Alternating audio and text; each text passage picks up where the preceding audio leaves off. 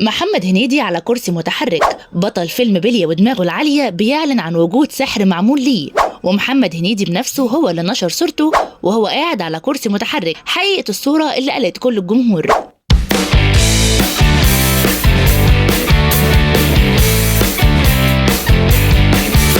أثار الفنان محمد هنيدي موجة من القلق بين جمهوره ومحبيه بعد ظهوره في صورة انتشرت على جميع منصات التواصل الاجتماعي، وظهر فيها وهو قاعد على كرسي متحرك. الصورة دي اتلقطت بعد فترة صغيرة جدا من حفل خطوبة بنته، وده اللي سبب أسئلة كتير حول حالته الصحية، خصوصا إنه كان كويس جدا في حفل الخطوبة. ولكن اللي حسم الأمر للجمهور هو كلام محمد هنيدي نفسه. ولكن قبل ما نعرف حقيقة الصورة، خليني أقول لكم إن كشف كريم هاشم بطل فيلم بلية ودماغه العالية بتعرضه للسحر وفقده للوعي لسنين طويلة، وده اللي خلاه يختفي من الساحة الفنية كل السنين اللي فاتت. وكشف اللي حصل له أثناء استضافته مع الفنان إدوار في برنامجه، وهي إصابته لعمل سحر أدى لتوقف حياته تماما. وقال إن السحر وقف حياته بالكامل لدرجة إنه كان عنده محل إلكترونيات وهو كمان اتقفل، ولكن السحر وقف له شغله في الفن والدراسة وحتى الرياضة.